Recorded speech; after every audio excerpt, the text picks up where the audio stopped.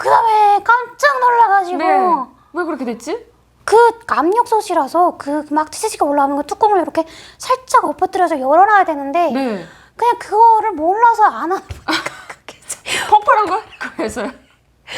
그래서 그냥 막 너무 놀래가지고 뛰어와서 그냥 가스불을 꺼버렸죠. 네. 그러니까 잠잠해지는 거예요. 네, 네. 그거를 일화처럼 찌누라는 얘기하니까 거의 다 그랬다고 하더라고요. 거의 다 그랬다고. 그 압력솥에 충격을 먹어가지고 저희 그때 하나원에서 나올 때 저희 그 통장에 300만 원을 찍어주거든요. 맞아요. 예. 근데 그게 브로커비를 사실 줬어야 됐어요. 정말 신기한 게 브로커들이 어떻게 아는지 저희 집에 찾아왔어요. 브로커비를 달라고. 네. 저는 그게 너무 신기했고요. 그때 300만 원을 계약을 했었는데 네? 브로커분이 당연히 탈북민이었죠. 네. 그래서 이야기를 했죠. 사정을 했어요. 제가 이거를 300만 원을 다 주게 되면 400만 원이었구나. 300만 원을 주게 되면 제 손에 100만 원밖에 남지 않습니다. 제가 이걸로 생활을 하기에는 좀 아닌 것 같고 제가 한국의 돈에 대해서 잘 모르지만 좀 깎아달라고 했어요. 네. 그래서 270만 원을 드렸던 것 같아요. 네. 그래서 제 손에 130만 원이 있었거든요. 네. 그거 가지고. 그래서 밥솥을 하나 사야 되겠다 싶었고 하나센터 선생님들한테 도와주세요라고 하기 싫었어요. 네. 그래서 혼자 홈플러스를 갔어요. 네. 그것도 저녁에 이제 갔었죠. 좀 오후 5시쯤 돼가지고 가서 이제 밥솥을 막 둘러보다가 그때 25만 원 주고 밥솥을 사가지고 나왔는데 어머 퍽이 새까매진 거예요. 네. 저는 동서남북을 분간을 못하겠다. 그래서 어디가 동쪽이고 어디가 서쪽인지 모르겠는 거예요. 집을 찾아가야 될 거 아니야. 네, 이게 지금 나 집을 찾아가야 되는데 이거를 어떻게 해야 되지? 아무것도 모르겠고 그래서 어떻게 해요? 형사님한테 전화했어요. 형사님이 그때 할아버지 분이셨는데 형사님 제가 집을 못 찾겠어요. 네.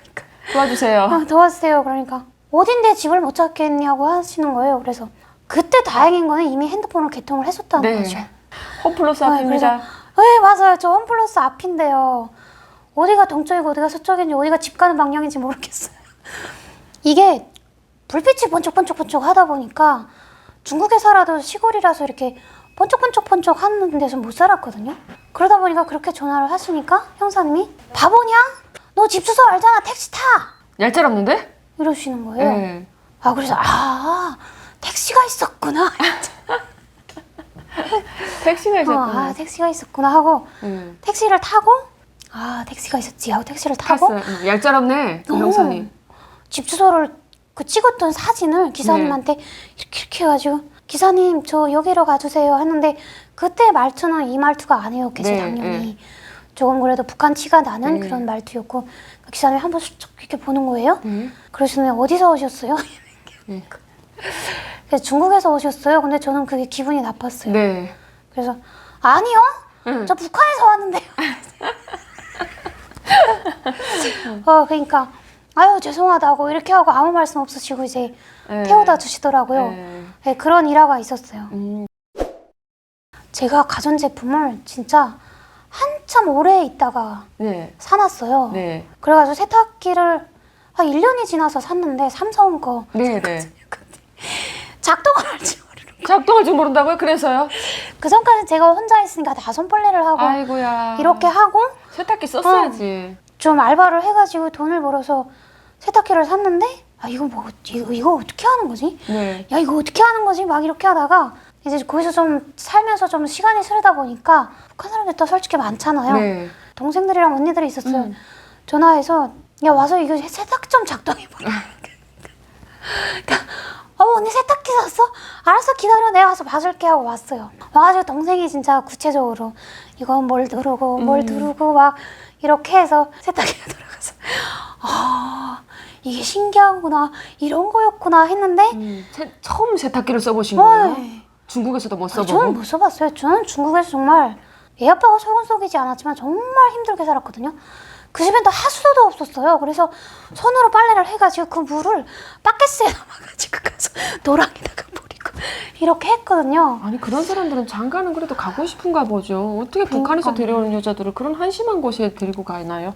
이 정도로 한심할 줄 몰랐는데 많은 탈북민 여성들이 살았던 이야기를 들으면 중국에 정말 어떤 시골에 들어가서 북한보다도 훨씬 못한 삶을 살다가 오셨다는 이런 말에 늘 마음이 아픈 부분입니다. 중국에서도 세탁기를 못 써봤는데 한국에 와서 삼성제 그렇죠. 세탁기를 써보니까 빨래는 또 혁신적으로 좀 되던가요? 너무 잘 되는 거예요. 그리고 뭐 탈수를 딱 눌렀는데 말린 빨래처럼 뽀득뽀득한 거예요. 네. 그리고 이제 빨래줄에 얼마 안 걸어두면 이게 빨래가 마르는 거야. 네. 그게 조금 놀랐었고 그 세제랑 그 다우니 같은 거랑 네, 한 개. 동시에 넣는다는 게 예. 동시에 그거 넣으면 이제 다 저절로 알아서 빨래가 되는 된다는 거잖아요. 와 이게 딴 세상이구나. 딴 세상이구나. 그러고 나서 냉장고 사고 뭐 침대 사고 뭐 이랬던 것 같아요. 한국에 오니까 난 정말 이거는 좋더라라고는 혁명적이고 좋다라고 생각하는 그런 부분이 있을 겁니다. 신분증을 가졌다는 거. 첫 번째. 네. 그리고 저 같은 경우는 나오자마자 중국에 두고 왔던 애들을 출생신고를 했어요. 그때까지 못 하고 있은 거예요? 그러니까 하나원에서 나오자마자 한 거죠. 네. 하나원에서 나오자마자 저희한테 그런 공부를 시키잖아요. 네. 그 변호사가 와가지고 뭐 중국 애들은 어떻게 되려고 했는데 솔직히 그게 머리에 와닿지도 않고 가슴에 와닿지도 않았는데 네. 지금도 잊혀지지 않는 게 청주 오정동 네. 동사무소에 가서 주민센터에 가서 탈북민인데 애들을 저 출생신고하러 왔습니다 라고 했는데 거기서 대한민국 자녀로 인정을 해주는 거예요. 네. 대한민국 국민의 자녀로. 그래서 그때도 조금 너무 고마웠고 감격스러웠고 야 세상에 이런 나라가 없구나. 그게 그렇구나. 정말 제 호적을 처음 가진 거잖아요. 네. 저희는 중국에서 신분이 없었고 북한에서는 뭐 주민등록증 그게 있었지만 저는 아빠 엄마 밑에 이렇게 있었던 거고 태어나서 처음으로 나의 이름으로 된 호적 등본이 있다는 게 와, 너무 이게 막 뿌듯하고 와 내가 이런 거를 누릴 수 있는 사람이구나. 이런 대한민국 거를 국민으로서 가지는 지위가 굉장하네요. 한국에서 낳지도 않았는데 탈북민은 대한민국 국민으로 인정해 주는 것과 또 동시에 중국 자녀들까지도 제3국에서 나온 자녀까지도 인정을 해주는 네. 저는 오늘 또 처음 알았습니다. 아니에요. 인정이 되고 그게 살짝 벌금이 있거든요. 그 벌금이 왜냐면 저희 애들은 태어난 지가 한참 됐잖아요. 뭐 태어나서 뭐 2, 3개월 만에 하는 게 아니라 몇 년이 지나서 하는 거니까 출생신고를 바로 하지 않은 것에 대한 벌금이 나갔어요. 근데 그게 많지도 않았고 1인당 5만 원이었어요. 그래서 제가 아이가 2명이었으니까 10만 원을 냈었거든요. 그래도 저는 너무 이 나라가 너무 고마웠고 그래서 솔직히 지금도 이런 얘기를 하면 좀 안 되겠지만 적응을 잘 못하고 있는 분들이 좀 많잖아요. 네. 그런 분들을 보면 좀 안타깝더라고요. 네. 이렇게 다 해주고 있는데 적응을 못한다는 게 말이 안 되죠. 사실 그 하나원 나올 때 하나원 안에서 교육할 때 중국인 자녀를 어떻게 데려오고 이제 앞으로 나가서 자기 어떤 그 이혼 신고를 어떻게 할 거고 북한에서 결혼하신 분들 이런 강연을 해주기는 해줄 겁니다. 근데 해줘요. 나에 대한 해당 사항이 없으면 어떻게 해요? 없으면 기억하지 않거든요. 그렇죠. 그래서 저는 들은 기억이 사실 없어서 그런 거 해주냐라고 했는데 그런 교육까지 세심하게 사실 해주는 부분이군요. 일단은 그 나라에서도 갈라져요. 자기네 그 국내 사람들 나가는 문이랑 외국인이 나가는 문이랑 저는 그 나라에서는 외국인인 거잖아요. 그래서 외국인 줄에 섰어요. 어땠어요? 근데 솔직히 그 공안은 저희가 무서워할 아니죠. 대상이거든요. 그때 중국에 살 때는 피했어야 하는 대상이잖아요. 근데 공항에 가서 당당하게 여권을 펼치면서 나는 대한민국 국민이야! 막 이렇게 호통을 치고 싶은 그런 느낌이었어요.